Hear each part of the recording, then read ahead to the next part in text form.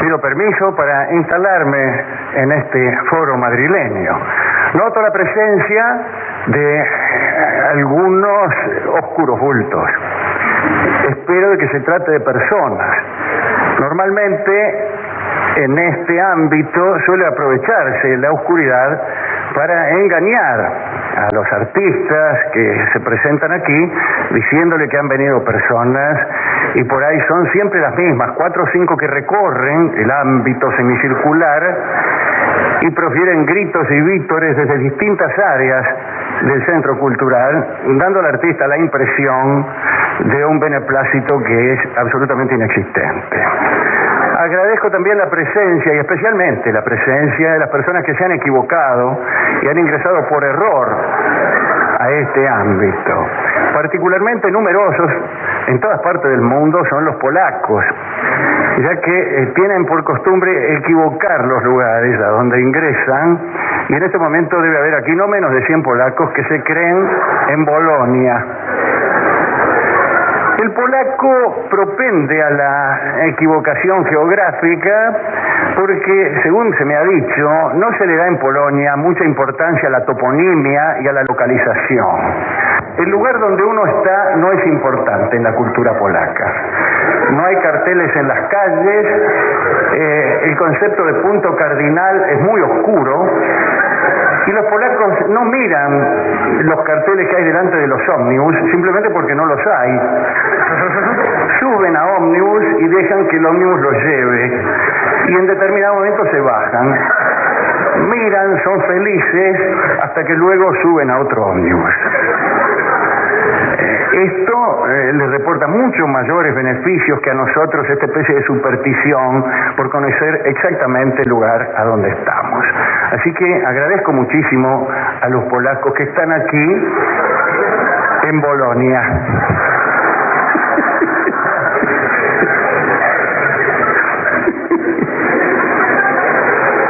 Siempre quise venir a Bolonia, y cada vez que lo intenté di en Madrid.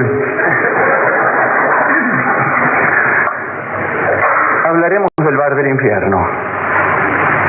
Es un bar incesante. Es imposible alcanzar sus confines. Se suceden de modo desordenado, pasillos, mostradores, escaleras. Cree uno que está por llegar a la puerta y no está a la puerta, o esa puerta en realidad no da a la afuera, sino a otro salón. En verdad, la opinión mayoritaria es que no hay puerta. Pero no solamente no hay puerta. No se puede salir no porque no exista la puerta, sino porque lo que no hay es el afuera del bar. No existe el afuera. No hay otra cosa en el universo que este bar. Es decir, que la primera característica del bar es su aparente infinitud. La segunda, la imposibilidad de salir de él. La tercera podría ser no menos dramática. Los ocupantes de este bar del que hablaremos esta noche no alcanzan jamás a relacionarse entre sí. Los parroquianos solo se detienen a mirarse el tiempo necesario para saber que no eran ellos los que estaban buscando. La verdad es que además de eso, los ocupantes del bar sufren transformaciones continuas. Ahí voy. El mozo de hoy no es el mozo de ayer ni el de mañana, pero nadie se da cuenta, ni siquiera el mozo. Los músicos, las prostitutas, los amantes se modifican constantemente y nadie tiene tiempo de dejar huella. Hay un hombre aquí al que llaman el narrador de historias, que está obligado a contar un cuento cada noche cuando dan las 12. Tiene un libro grasiento en el cual se dice que hay infinitos relatos, pero tal vez sea siempre el mismo. Está condenado a que nadie preste demasiada atención a lo que él cuenta. Los músicos y los cantantes tienen una idea muy extraña acerca de la puerta. Creen que la puerta, o quizá la llave, o quizá la explicación del bar, reside en un acorde secreto. Por eso todos en el bar cantan y cantan continuamente. Me dicen que hay una costumbre o un hábito muy extraño en los cantantes. Están hablando y de golpe su discurso los conduce hacia una palabra y a partir de esa palabra construyen una canción. Es decir, que el hablar de los cantantes está salpicado de canciones, está interrumpido continuamente por canciones. Debe ser muy difícil vivir así.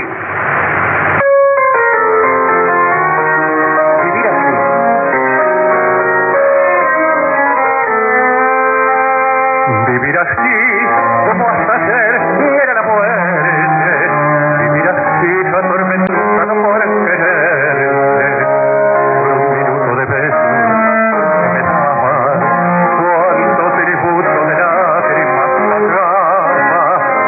Vivir así, en esta eterna desconfianza, es vivir sin esperanza de ser feliz. No te perdono más, te grita mi conciencia. No te perdono más, es esta mi sentencia. No te perdono más, cerré mi corazón. Inútil te clames, inútil te clames de nuevo mi perdón. Por perdonar y perdonar tanta mentira que pierde la buena tormenta de tu vida. Fue milagroso apartar del lado y regresar del sendero equivocado. Vuelvo otra vez a recorrer el buen camino, el ciego desatino dejé por vos. No te perdono más, te grita mi conciencia. No te perdono más, es esta mi sentencia. No te perdono más, cerré mi corazón. Inútil te clames, inútil te clames, no te perdono más.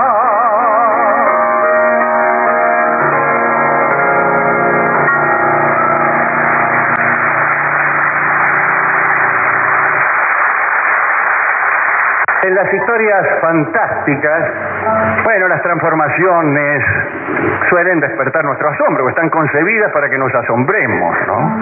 Un hombre se vuelve pájaro, una dama se hace flor. Esto ocurre particularmente en las leyendas guaraníes. En las leyendas guaraníes, cualquier inconveniente que uno venga a tener en su vida deviene en una metamorfosis que lo traslada a uno inmediatamente hacia el reino vegetal o, si tiene mucha suerte, al reino de las aves. Todos conocen ustedes la leyenda del pájaro Xogüí, que hay una canción que se encarga de puntualizar adecuadamente. Bueno, parece que un indiecito guaraní estaba encaramado en un árbol y la madre salió a reprenderlo y el niño cayó del árbol y se convirtió en un pajarito ante el estupor de la pobre madre. Y ya es malo que un hijo se le caiga a uno de un árbol, mucho peor es ver cómo ese hijo se torna pájaro de golpe, con todos los inconvenientes que esto presupone. La educación del niño, que no está contemplada en la canción, debió ser un verdadero martirio, no solo para el niño y su madre, sino también para los profesores, que tenían que reclamar la atención del pájaro a hondazos.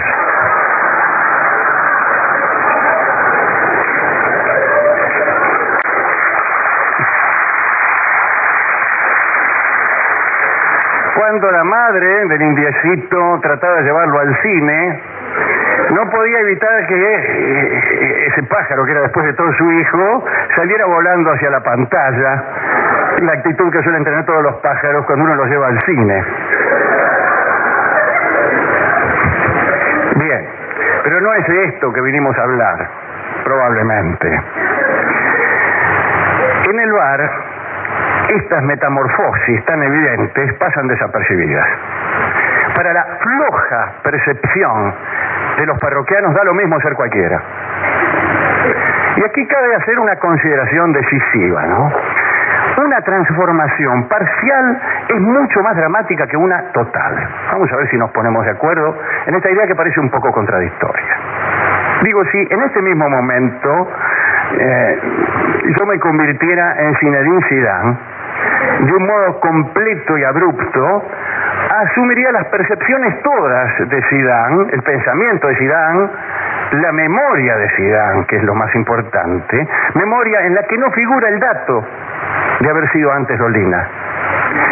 Quiere decir que no me daría cuenta de mi propia metamorfosis. Una cosa tan central en mi vida como convertirme en Zinedine Zidane pasaría para mí absolutamente inadvertida.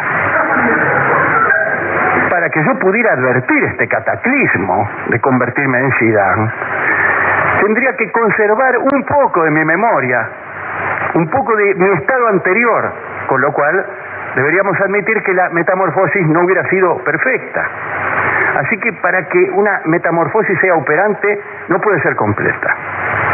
En el bar se piensa que no tenemos tiempo de ser nadie, que todos los destinos son el mismo y que podemos ser sustituidos en cualquier momento. Las metamorfosis, las sustituciones, las transmigraciones incluso, provocan más tarde o más temprano, cuando son demasiado frecuentes incluso, una especie de desdén. Me he citado con X, pero me daría lo mismo estar con Y. Leo el libro alfa, como podría estar leyendo la novela beta. Y finalmente yo mismo soy H, pero nada cambiaría si fuera P. Está claro que en el bar nadie sabe quién es.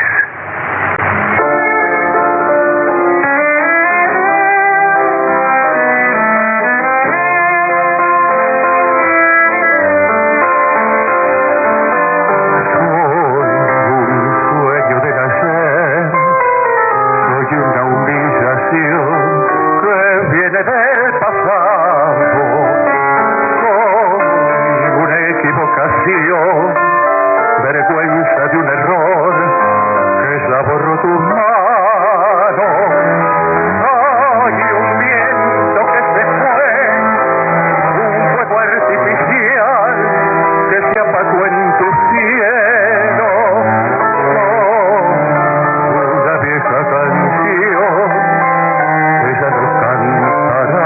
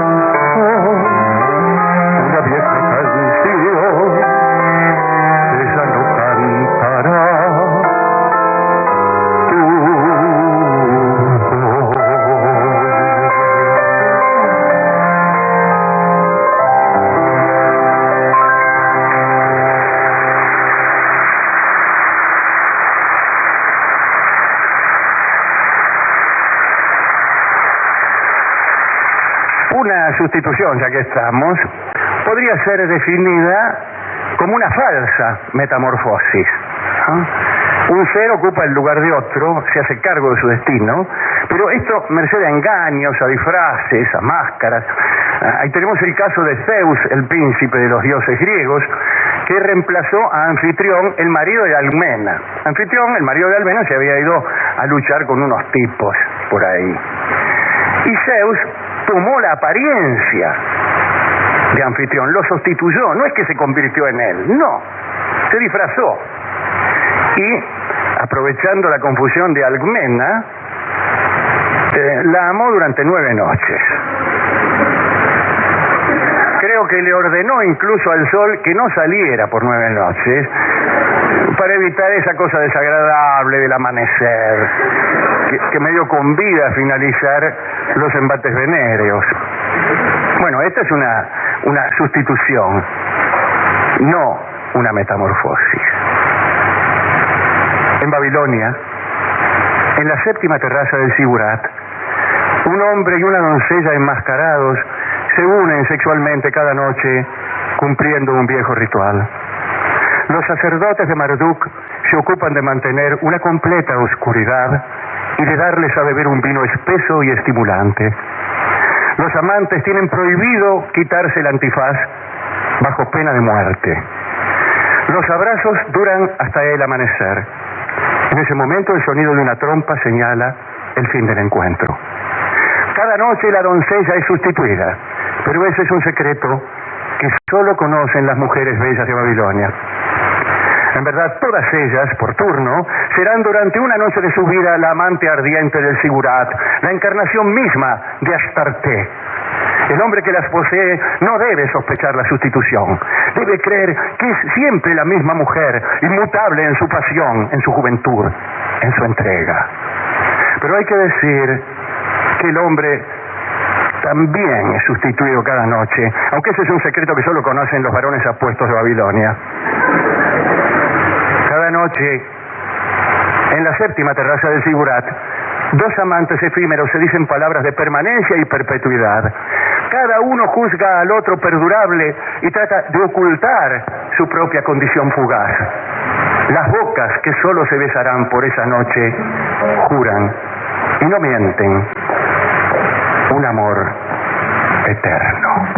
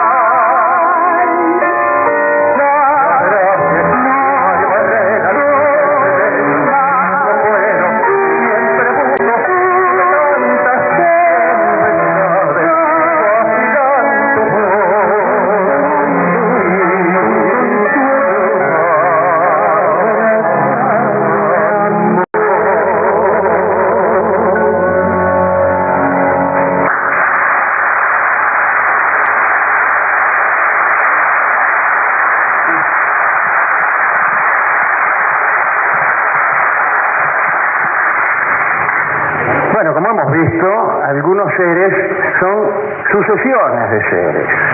Tal es el caso, disculpen ustedes, del Dalai Lama.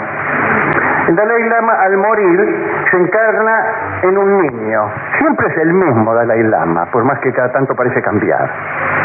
Desde 1391 han existido 15 o 16 Dalai Lama.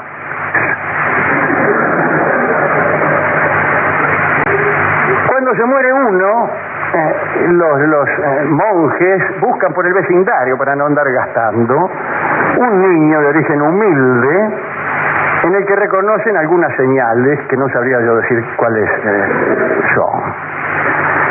Entonces, estos funcionarios descubren las señales y lo instalan en el trono. De este modo se entiende que el Dalai Lama, de generación en generación, es un tulco, la encarnación misma de Avalokitesvara, el Señor de la compasión. Ese es un ser sucesivo. El licenciado Rubén Carrasco alquilaba un departamento barato en la calle Rivadavia. Las instalaciones eran lamentables y los inquilinos no eran dueños de guardar el mínimo secreto sonoro. Una noche, mientras trataba de dormirse, Carrasco oyó un canto de mujer en el departamento vecino. La casa está desierta. El licenciado se durmió pensando que tal vez tenía una vecina hermosa. Desde entonces anduvo siempre atento, espiándole los ruidos a la mujer de al lado y eligiendo para sus actos cotidianos sonidos dignos y prudentes.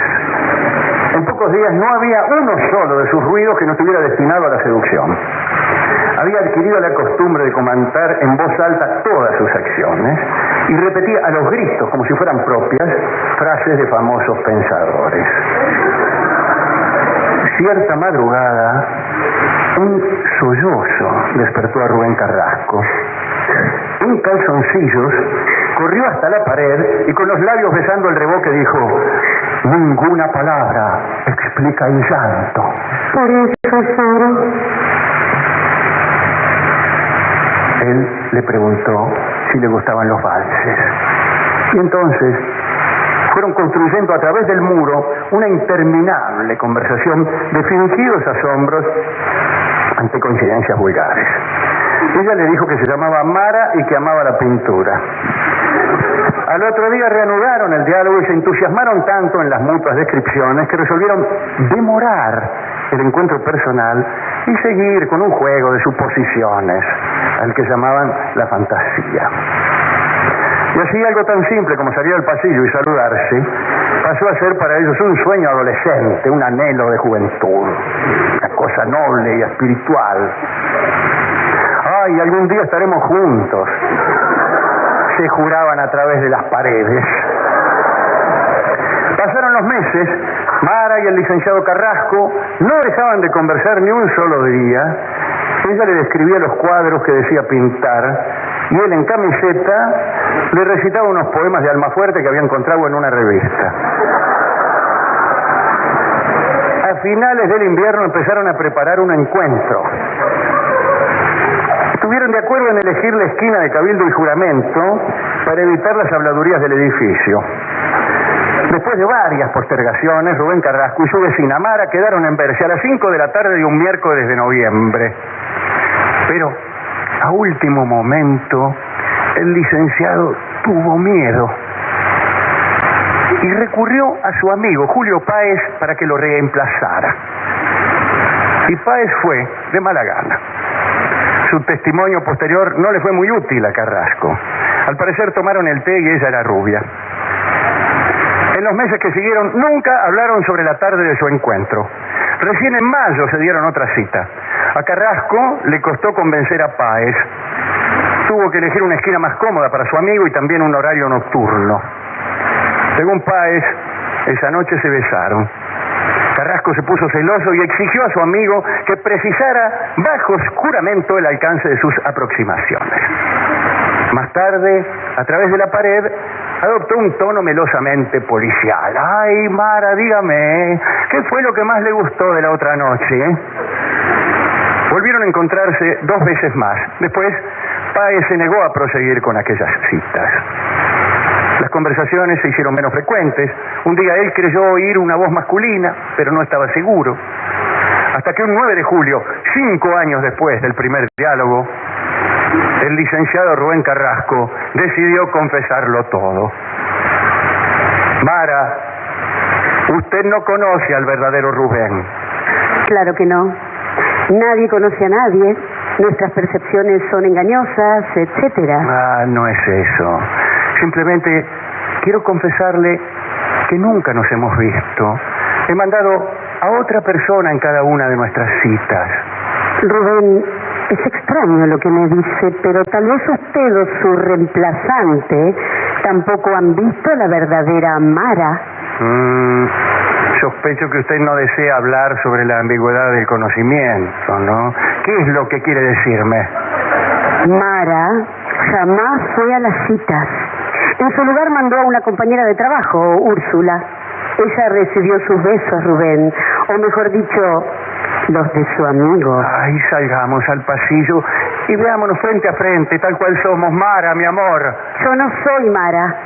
Ella se mudó hace 2 años y le dejó el departamento y el encargo de seguir con las charlas a su mejor amiga, Inés. Me importa. Necesito abrazarla, Inés. No, la verdad es que Inés también se mudó. Yo soy Cristina. Vivo aquí hace apenas 3 meses. Las conversaciones cesaron. 1 año más tarde, el licenciado Rubén Carrasco se mudó a un ranchito en el campo sin comunicárselo a su vecina. Ahora el departamento es ocupado por otro señor.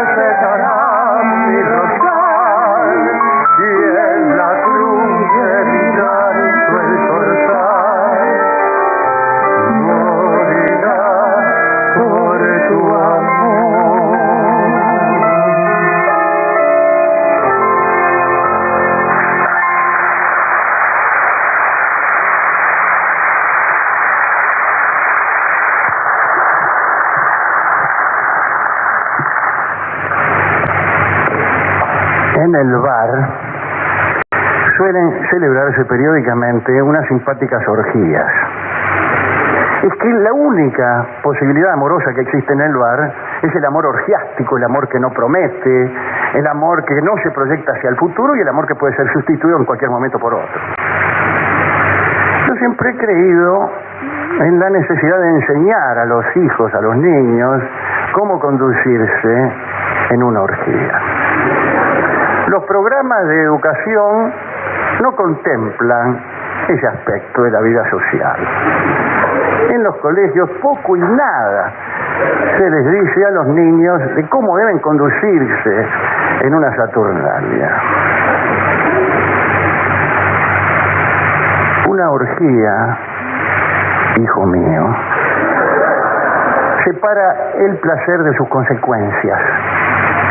Allí no hay referencias a la vida pasada o a la posición social fuera de ese ámbito. Pero hay que decir que ciertos datos previos iluminan el placer de un modo delicadamente perverso. Observar el desenfreno de alguien cuya castidad es pública multiplica la voluptuosidad. De todos modos, niño de mi corazón, es deseable la aniquilación de las identidades. La luz debe ser tenue, las palabras que se intercambien impersonales. Los celos, el orgullo y la imposición de derechos adquiridos previamente están, desde luego, fuera de toda orgía. Los turnos, las simetrías, la disposición coreográfica deben limitarse. Es preferible, querido mío, una sensación de caos, aunque es sabio procurar que la lujuria de los concurrentes vaya creciendo de un modo homogéneo. Es decir, se reducirán al mínimo los estallidos precoces o tardíos. Los licores y los afrodisíacos, mi amor, son indispensables no solo para asegurar el desenfreno, sino para atribuir a las sustancias la responsabilidad de nuestras bajezas. Se entiende que estas preparaciones nos dominan, nos poseen y nos expulsan de nuestro ser. Como ya te habrá dicho tu madre, es perfectamente inútil aspirar a lo orgiástico con la mera concreción de una cita colectiva de expectativas sexuales. Una verdadera orgía presupone un estado de conciencia diferente y superior que debe ser alcanzado por procedimientos que implican casi siempre una ética y una estética. Los mercaderes enriquecidos que fuman opio y se rodean de prostitutas en el barrio del Soho son solamente imbéciles y debe serles prohibido el ingreso a cualquier Saturnalia. Y ahora ve, hijo mío, y sé feliz.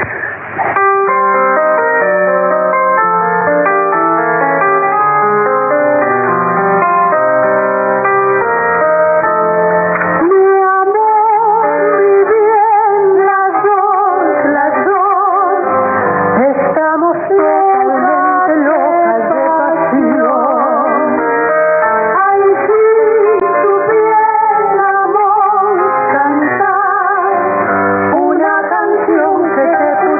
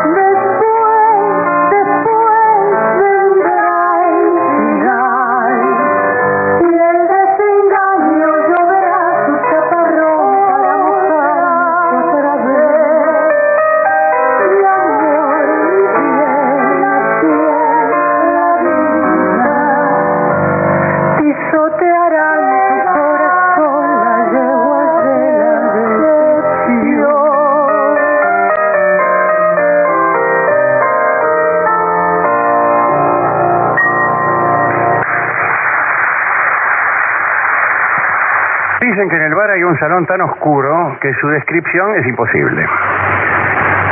Allí quizá se baila al son de una música estridente y horrorosa, o al menos hay, como aquí, unos bultos oscuros que se mueven con cierta regularidad.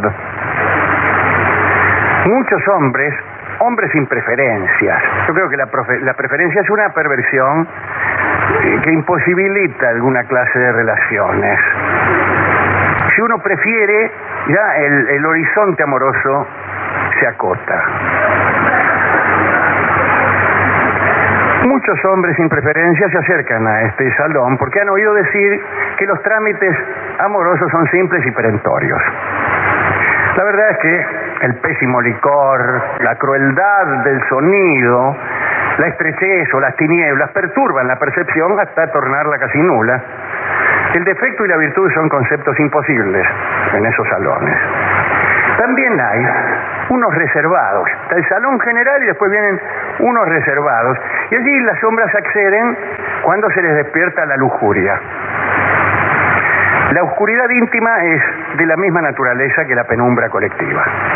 La música es todavía más fuerte y ante la imposibilidad de palabras confidenciales, las parejas se comunican con el tacto, por el sexo, el alcohol o la violencia. Cada media hora los hombres están obligados a salir del reservado para pagar en la caja derecho a un nuevo turno. Te suena un timbre, tenés que salir del reservado, vas abajo, pagás, te dan una ficha y volvés.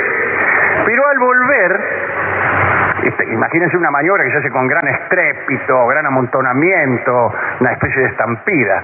Pero al regreso, estos seres obnubilados suelen equivocarse de puerta y con toda frecuencia se meten en otro reservado. Sin embargo, nadie advierte estas confusiones o nadie se molesta en corregirlas. Y las nuevas parejas prosiguen su actividad haciendo suyos los pasados ajenos.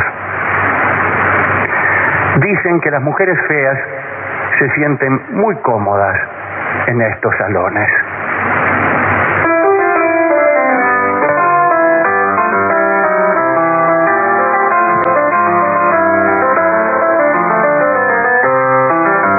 Hay muchos de por aquí que andan diciendo que soy fea.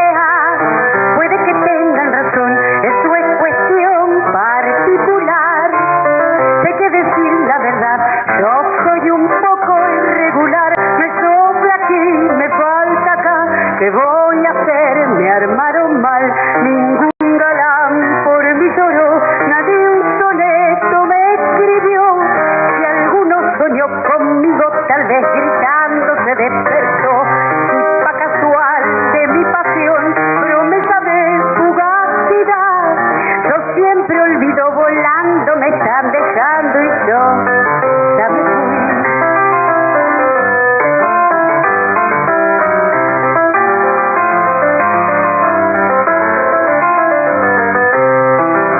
En cuestiones del amor, yo nunca tuve preferencia. Es un prejuicio burgués el que uno tenga que elegir. Para hombre de mi ilusión, me gusta el último en llegar. Cualquier zapato me va igual. ¿Qué voy a hacer? Me armaron mal. Laray, laray, laray, laray, laray, laray, laray, laray, laray, laray, laray. ¿Qué voy a hacer? Me armaron mal.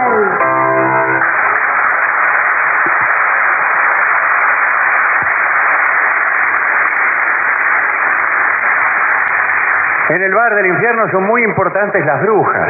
Estas mujeres recorren los salones repitiendo máximas y pensamientos. Los que no saben guardar son pobres aunque trabajen.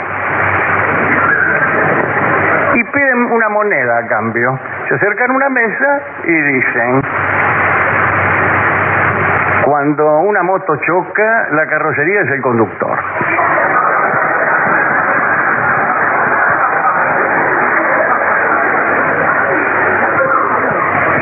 Les dan una moneda y no se van. Casi todas llevan un loro en el hombro. La función de estas aves es repetir las palabras de su dueño para enfatizarlas o para facilitar su comprensión. La función de estas aves es la que ya se ha dicho. Algunos, sin embargo, opinan que no hay tal repetición y que los loros se limitan a pronunciar unas palabras confusas que se parecen lejanamente a las que acaban de oír. Y es el entendimiento turbio de los parroquianos el que da por idénticos ambos discursos.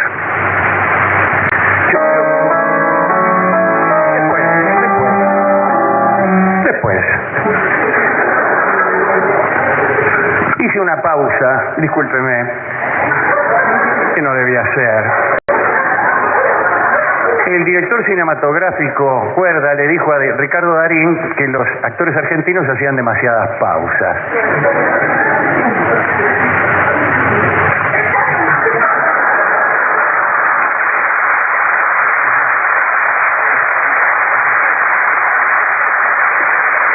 $15 minutos después Darín lo admitió.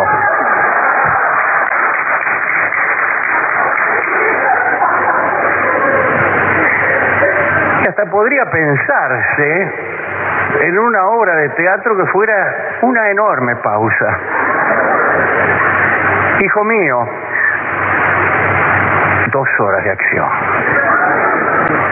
El director Cuerda contaba historias de actores argentinos que tenían pausas que llevaban ya años. El famoso actor Santiago Mescú en 1943 comenzó una pausa que recién interrumpió con la Revolución Libertadora.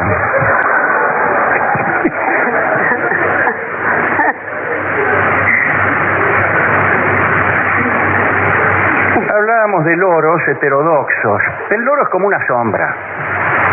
El loro es la sombra de la palabra. Discutir la relación entre un cuerpo y la sombra que proyecta no es un asunto tan relacionado con la física como por ejemplo con la magia o con la poesía. Los hechiceros creen que la sombra es como una prolongación del ser, de modo que un daño que se le hace a la sombra afecta a lo corpóreo, ¿no?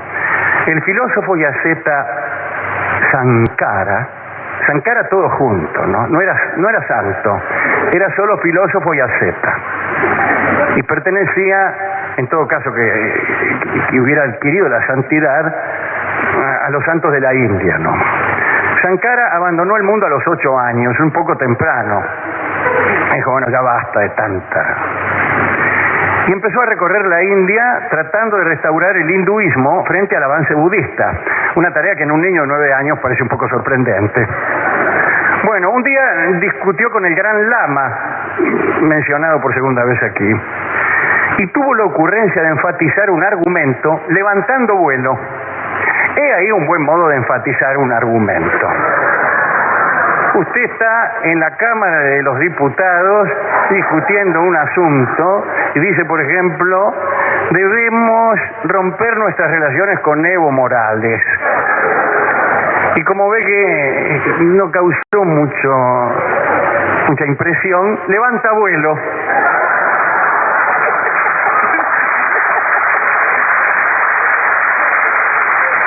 Y a qué negarlo, la gente, por un defecto de su lógica, tiende a considerar cierto aquel inciso que haya sido recitado antes o después de levantar vuelo. Y así estamos, haciendo caso a tantos necios voladores.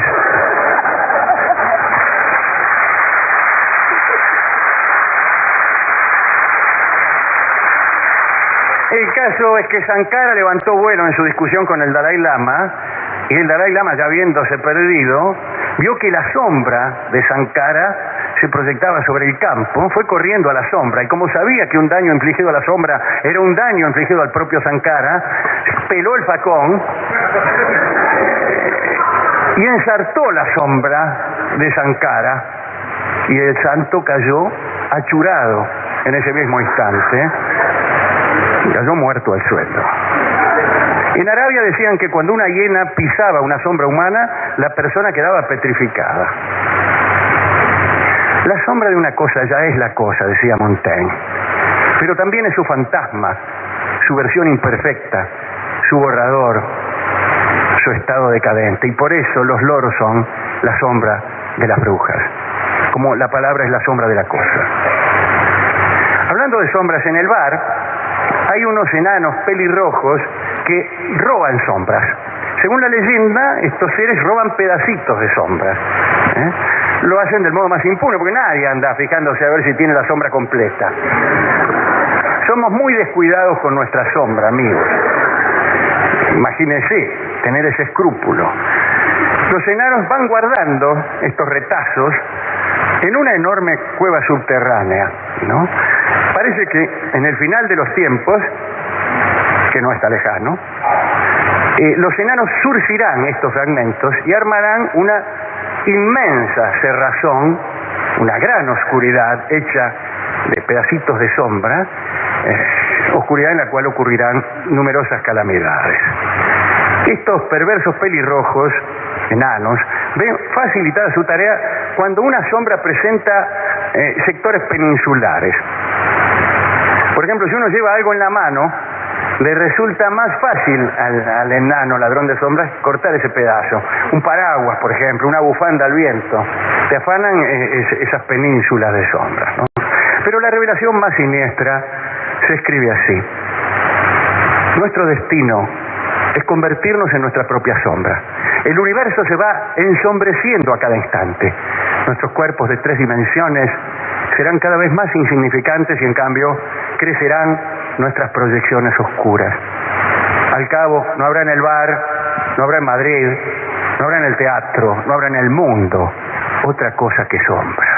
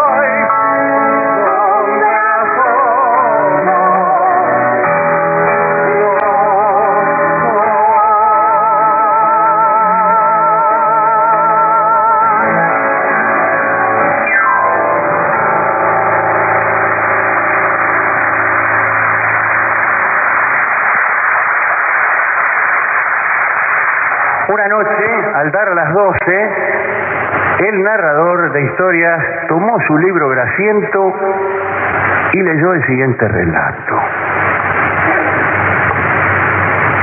El duque Ling era un cruel tirano del estado de Tsin, que sentía un gran entusiasmo por las artes.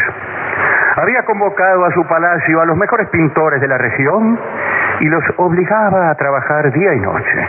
Era su intención que las obras de aquellos artistas fueran las más perfectas de los estados chinos. Todos los días el duque inspeccionaba las pinturas. Jamás las encontraba de su gusto. Se complacía en señalar a cada pintor la diferencia entre las ilustraciones y la realidad. ¿Por qué el ruiseñor parece más grande que el perro?, preguntaba, ¿no?, con ironía. ¿Dónde has visto soles verdes? Ese mandarín jamás podría entrar por la puerta de la pagoda que se divisa en el fondo. Muy frecuentemente los pintores pagaban su incompetencia con la vida. Finalmente, el tirano hizo traer desde Chu al pintor y calígrafo Hui, que tenía un prodigioso dominio del pincel y el estilete. Sus obras reproducían la realidad de un modo tan fiel que muchas veces se confundían con ella. Las abejas solían acercarse a los jazmines que dibujaba Hui. El tirano Ling, asombrado ante aquellas imitaciones, le ordenó que le hiciera un retrato. Hui pintó al duque con tanta exactitud que los cortesanos tomaron por costumbre hacer una reverencia al pasar frente al retrato. Una tarde, el sabio consejero y ministro Chang Tung se atrevió a cuestionar seriamente esa clase de realismo. Dijo en presencia del duque que el arte debe diferenciarse de la realidad, ya que esas diferencias son precisamente las que producen placer a los espíritus sensibles. Es el artista y no la naturaleza el que decide el rumbo a seguir. Es el poeta y no la flor el que elige las palabras que serán para nosotros una rosa. El tirano Lin expulsó a Chang Tung de la corte, pero no pudo impedir que sus preceptos fueran seguidos por todos los artistas. A partir de entonces, para pintar una mariposa se pintaba una joven, para aludir al tiempo se dibujaba un llanto, para nombrar un diamante se hablaba de una estrella. Los historiadores del estado de Qing comprendieron aquellas lecciones y cuando el tirano fue estrangulado por un pariente, escribieron que el arquero celeste había clavado una flecha en el retrato de Ling y que éste había muerto al instante. Y ahora mismo yo les cuento esta historia para decir que el cielo está gris y que nadie me ama.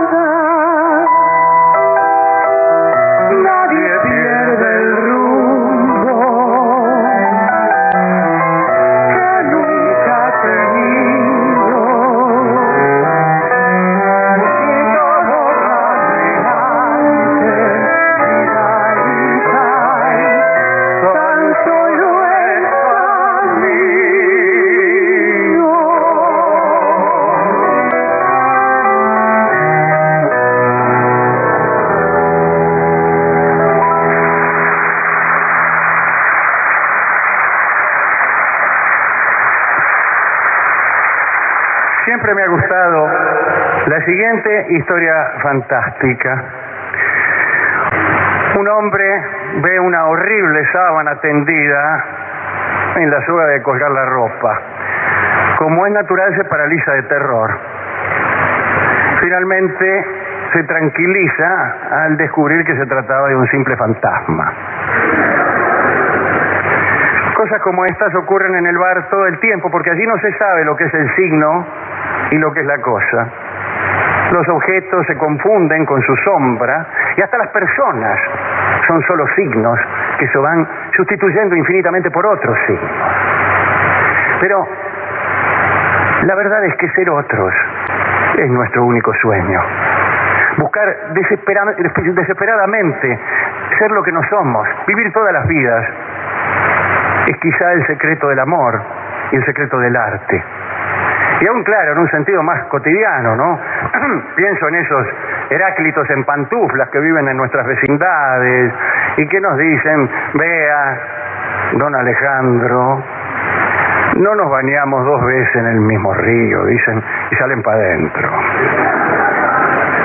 Pero es verdad, el hombre de ayer ha muerto en el de hoy y el de hoy muere en el de mañana. La metamorfosis es inevitable. Nos vamos sustituyendo a nosotros mismos. Todos podemos comprobarlo, aún en circunstancias banales. Nos invitan nuestros compañeros de colegio a una reunión que han organizado y concurrimos llenos de ilusión, pensando encontrarnos con jóvenes divertidísimos.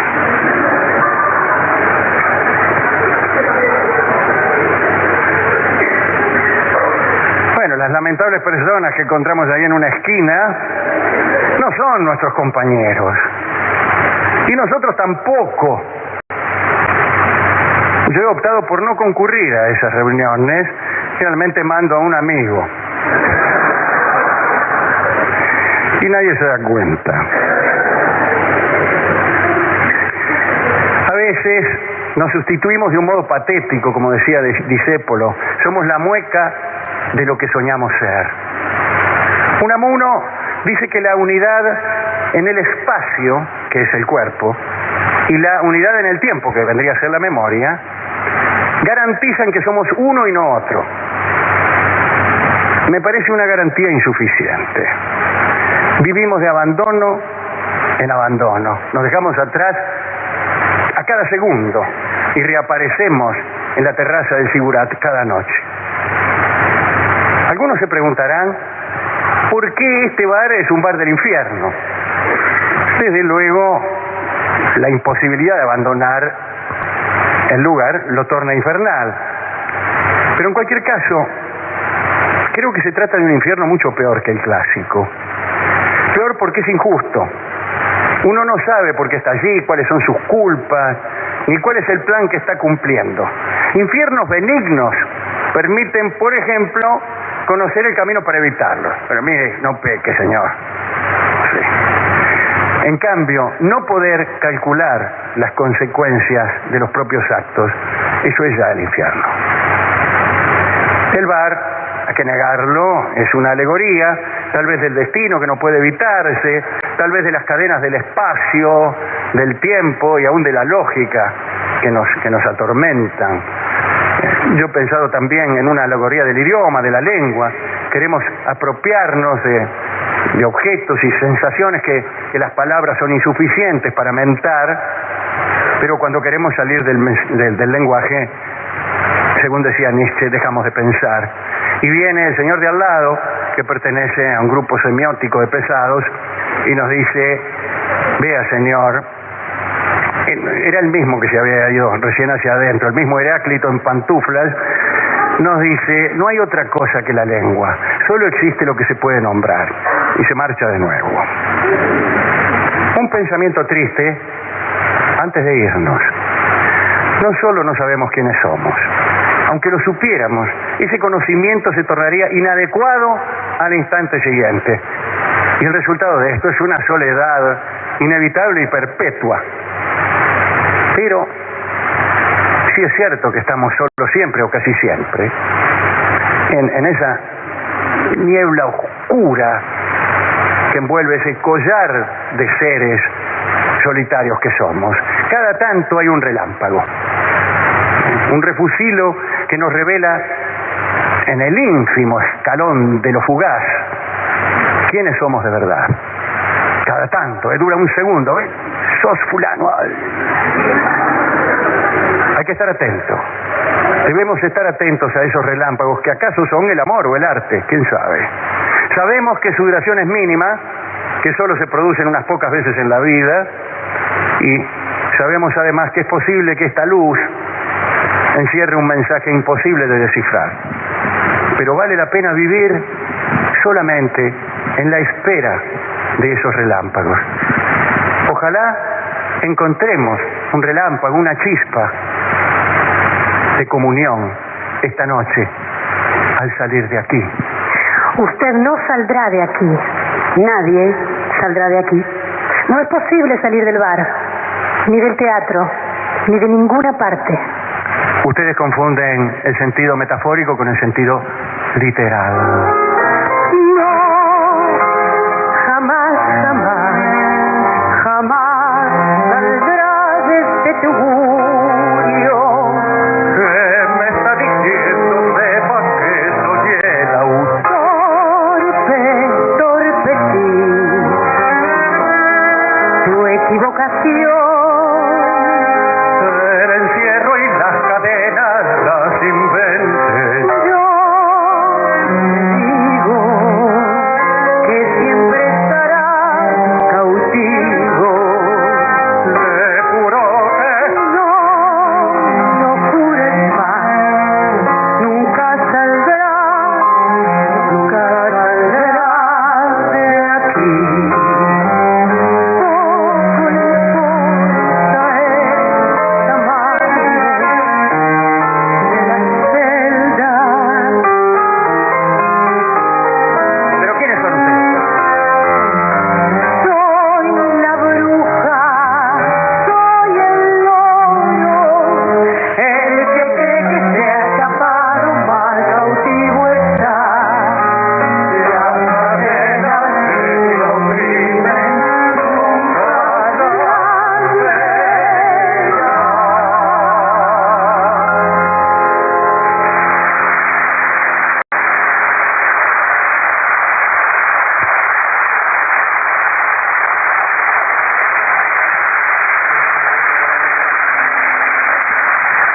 Presentaré a mis compañeros de cautiverio. Sergio Menem es el chelista cautivo.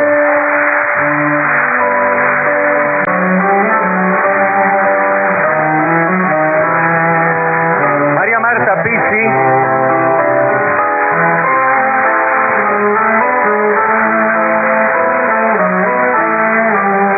Karina Biorlegui.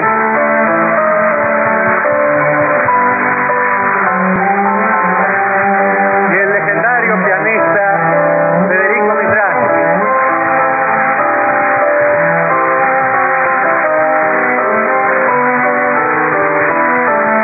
Hay que agradecer muchísimo, en primer lugar, a los polacos extraviados que han dado en este centro cultural, a la gente del centro cultural, a Loredo, a Jorge, al personal técnico que ha sido muy amable, a la dirección de este centro y también a la Embajada Argentina que ha armado esta pequeña fiesta que hemos hecho esta tarde. Así que les agradezco a todos, a Susana, a la gente de la Casa Argentina en Madrid. Les agradezco muchísimo.